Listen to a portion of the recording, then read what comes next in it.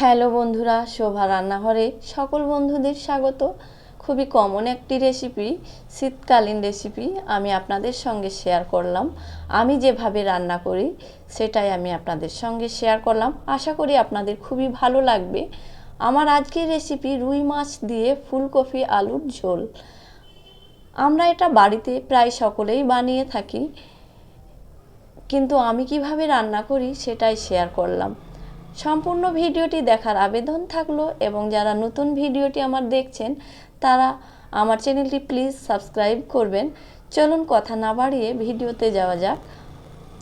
আমি এখানে রুই মাছ, তাজা রুই মাছ নিয়েছি 500 গ্রাম, যেগুলো ভালোভাবে পরিষ্কার করে ধুয়ে নিয়েছি। একটা ফুলকপি নিয়েছি আমি, যেগুলো ছোট ছোট পিস করে, মানে একটা গোটা ফুল আমি রেখে দিয়েছি এবং ডান্ডাগুলো মাছ থেকে চিড়ে নিয়েছি। দুটি মিডিয়াম সাইজের আলু এরকমভাবে বানিয়ে নিয়েছি, আর দুটি টমেটো নিয়েছি। বাকি যা মশলা লাগবে আমি রান্নার মধ্যে দেখিয়ে দেব।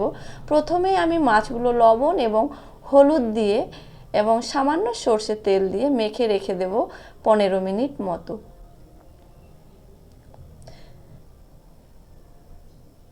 লবণটা অবশ্যই স্বাদ মতো দিতে হবে। লবণ এবং হলুদ দিয়ে আমি ভালোভাবে মেখে নিচ্ছি এবং সাথে সর্ষের তেল দিয়েছি 1 চামচের মতো। প্রতিটা মাছের পিসে আমি ভালো করে লবণ, হলুদ এবং তেল মেখে নিলাম। এটা আমি সাইডে রেখে দিচ্ছি মেখে। ততক্ষণ আমি মশলার জোগাড় করে নেব। আমি এখানে একটা বাটির মধ্যে নিয়ে নিচ্ছি বড় 1 চামচ ধনে গুঁড়ো, ছোট 1 চামচ জিরের গুঁড়ো, সামান্য পরিমাণ হলুদ, এবং ঝালের জন্য আমি নিলাম ছোট 1 চামচ লঙ্কার গুঁড়ো। 2 টেবিল চামচ মতো জল দিয়ে ভালোভাবে মশলাটা আমি ঘুলে রেখে দিচ্ছি।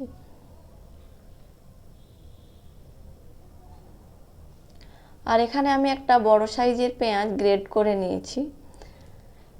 এদিকে আমি একটা কড়াই গরম হতে দিয়ে এর মধ্যে দিয়ে দিলাম 4 টেবিল চামচ সর্ষের তেল। তেল গরম হয়ে গেলে মাছগুলো আমি প্রথমেই ফ্রাই করে নেব। আমরা যখনই মাছ ঝোলের জন্য ভাজবো তখন কিন্তু খুব কড়া করে মাছ ভাজার কোনো প্রয়োজন নেই। খুব কড়া করে মাছ ভাজলে কিন্তু মাছের ভিতর কোনো মশলা ঢুকবে না এবং কোনো স্বাদও পাওয়া যাবে না। দেখুন, আমি খুব কড়া করে কিন্তু মাছগুলো ভাজিনি, মাছগুলো আমার ভাজা হয়ে গেছে। এই তেলের মধ্যে আমি প্রথমে আলুগুলো ভেজে নেব। কেটে রাখা আলু এর মধ্যে আমি দিয়ে দিলাম। সামান্য লবণ এবং সামান্য হলুদ দিয়ে ভেজে নেব। নেড়ে চেড়ে ঢাকা দিয়ে আমি 1.5-2 মিনিট মতো রেখেছিলাম লো হিটে। দেখুন, আলুগুলো প্রায় আমার ভাজা হয়ে গেছে। আরও কিছুক্ষণ নেড়ে চেড়ে আমি আলুগুলো তুলে নিচ্ছি।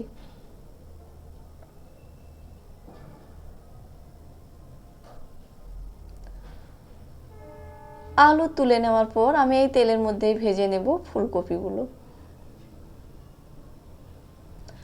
ফুলকপির মধ্যে দিয়ে দিলাম সামান্য লবণ এবং সামান্য হলুদ দিয়ে নেড়ে চেড়ে ঢাকা দিয়ে আরও 1.5-2 মিনিট মতো আমি এটা লো হিটে ভাজতে দেব। ঠিক 2 মিনিট পর দেখুন আমি ফুলকপিগুলো নেড়ে চেড়ে তুলে নিচ্ছি।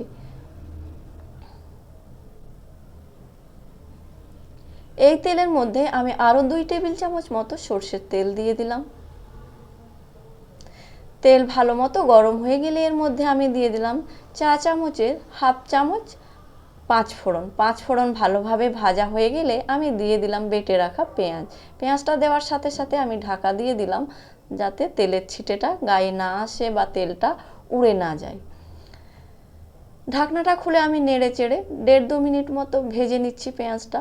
1.5-2 মিনিট ভাজার পর দেখুন কালারটা চেঞ্জ হয়ে গেলে এর মধ্যে দিয়ে দিলাম 1 চামচ আদা রসুনের বাটা।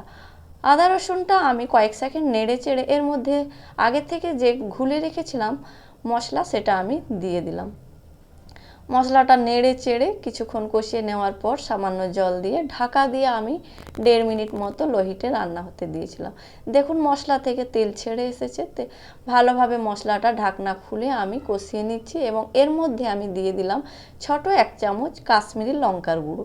কাশ্মীরি লঙ্কার গুঁড়োটা সম্পূর্ণ অপশনাল।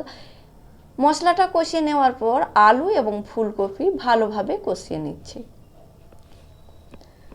বেশ কিছুক্ষণ কষিয়ে নেওয়ার পর 1 কাপ মতো জল দিয়ে আরও ভালোভাবে নেড়ে চেড়ে আমি স্বাদ মতো লবণ দিয়ে দিলাম। লবণ কিন্তু আমি খুব একটা ভাজার সময় দিয়েছি, এরপর আমি খুব বুঝে সুঝেই লবণটা কিন্তু দিতে হবে। ঢাকা দিয়ে আমি আরও 2 মিনিট মতো রান্না হতে দিয়েছিলাম। দেখুন কি সুন্দর তেল ছেড়ে এসেছে মশলার থেকে এবং নেড়ে চেড়ে নেওয়ার পর আমি 2টো টমেটো কেটে রেখেছিলাম, সেগুলো এর মধ্যে দিয়ে ঢাকা দিয়ে টমেটো নরম হওয়া পর্যন্ত অপেক্ষা করব। দেখুন টমেটোটা অনেকটাই গলে গেছে। ভালোভাবে কষিয়ে নিচ্ছি আমি আলু, ফুলকপি এবং টমেটো।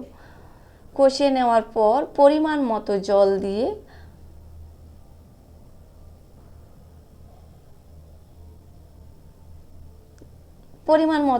দিয়ে দিলাম। আপনারা যেরকম ঝোল রাখবেন সেই অনুযায়ী কিন্তু জলটা দেবেন। জল দেওয়ার পর আমি আরও 10 মিনিট মতো রান্না হতে দিয়েছিলাম লো হিটে। ঠিক 10 মিনিট পর আলু এবং ফুলকপি প্রায় সেদ্ধ হয়ে এসেছে। এই সময় আমি দিয়ে দিলাম ভেজে রাখা মাছ। মাছটা দেওয়ার পর আমি খুন্তির সাহায্যে একটু জলের মধ্যে ডুবিয়ে দিচ্ছি ঝোলের মধ্যে।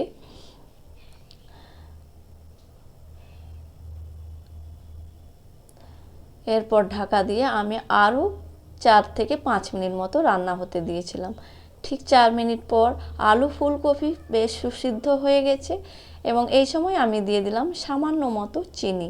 চিনিটা অবশ্যই দেবেন, তাহলে স্বাদটা কিন্তু খুবই ভালো হবে। আর দিয়ে দিলাম কেটে রাখা ধনে পাতা এবং 2-3টি কাঁচা লঙ্কা চিড়ে নিয়ে। ঢাকা দিয়ে আমি রান্নাটা স্ট্যান্ডিং টাইমের জন্য রেখে দিয়েছিলাম। দেখুন পরিবেশনের জন্য রান্না রেডি হয়ে গেছে ফুলকপি, আলু, রুই মাছের ঝোল। ভিডিওটি ভালো লাগলে লাইক করবেন, কমেন্ট করবেন এবং বন্ধুদের সঙ্গে পারলে শেয়ার করে দেবেন। আজকের মতো এই পর্যন্তই।